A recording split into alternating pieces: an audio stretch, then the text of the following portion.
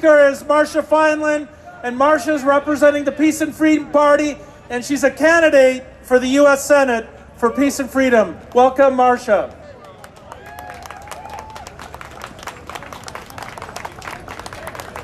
Hello, everybody. It's good to see you here. I was hoping you would be able to come a little bit closer because I wanted to ask you some questions. I wanted to find out why you're here and what you do. So I'll just have to ask you to kind of shout out. So is anybody here own a bank? No, nobody owns a bank?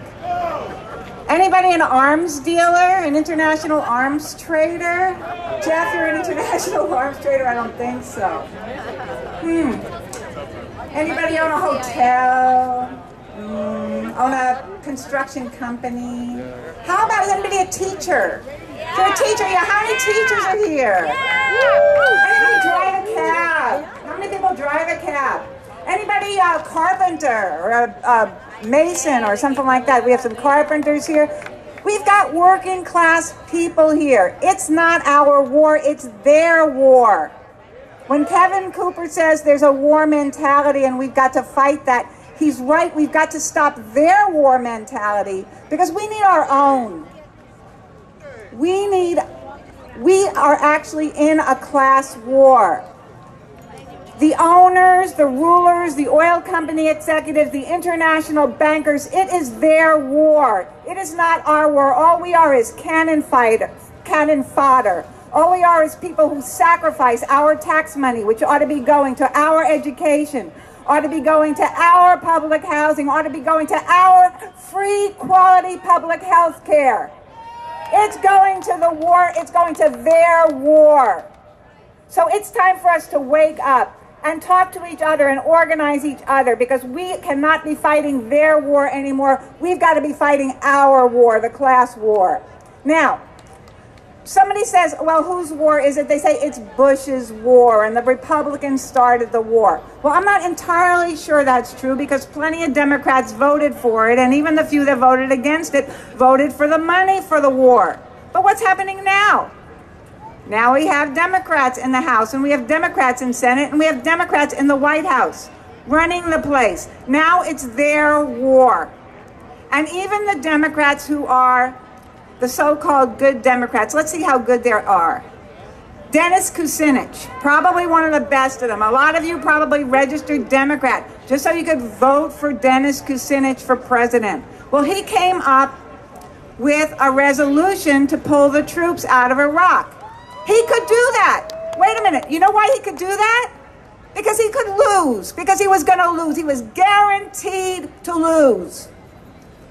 Because in the Senate and in the House, the way they have it now, with the ruling class running both major parties, they're always going to have a war. They're never going to do what we want.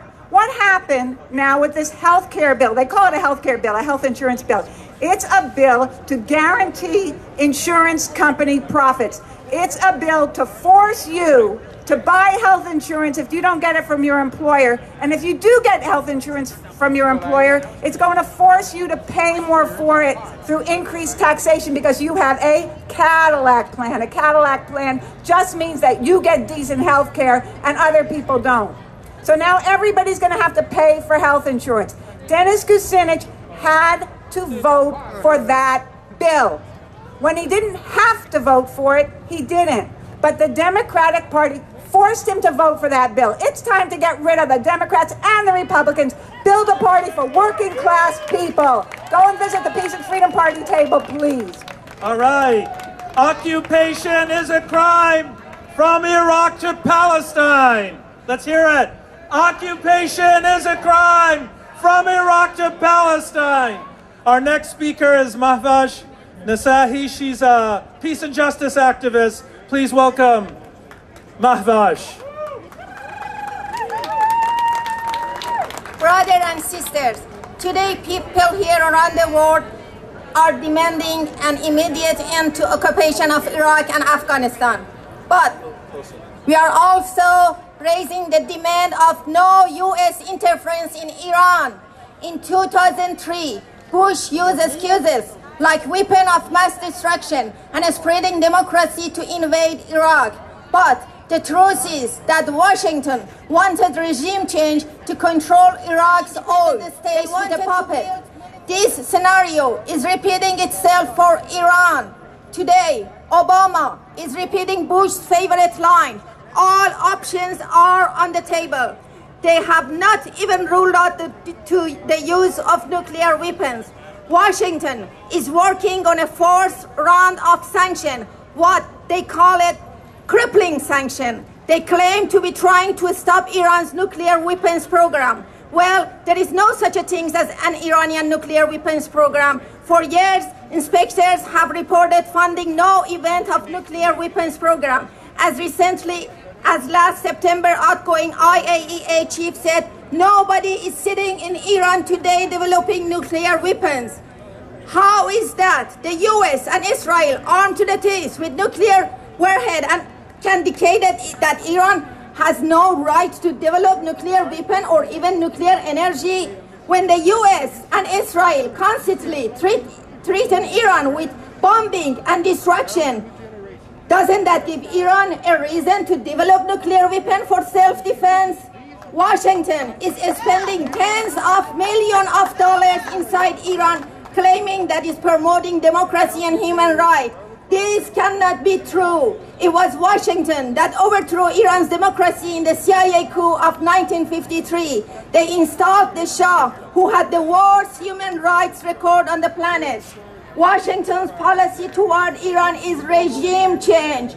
They want to overthrow an independent state and install a client instead. They want to control the oil. Chevron, Exxon, and the other oil gangs thinks the oil should be there. Washington wants to stop Iran's support for liberation movement in Palestine and Lebanon. They can't stand a government in the Middle East that extends in solidarity across the world to the revolutionary government of Venezuela, Cuba, and Bolivia.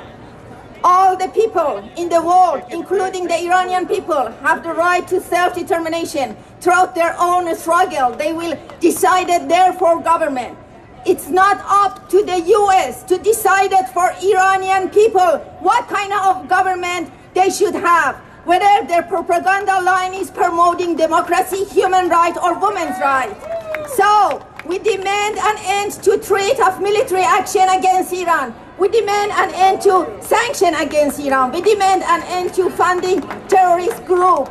We demand an end to all of US interference in Iran internal affairs.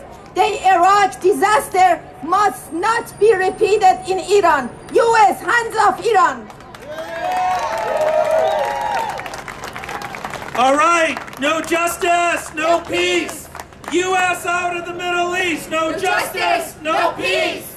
US out of the Middle East, no justice, no peace. US out of the Middle East, no justice, no peace. You guys, I gotta hear y'all. Hey, what's going on? I gotta hear y'all. Okay, we gotta hear it louder. Come on, no justice, no peace. US out of the Middle East, no justice, no peace. US out of the Middle East, no justice, no peace. US out of the Middle East, no justice, no peace. US out of the Middle East, no justice. All right.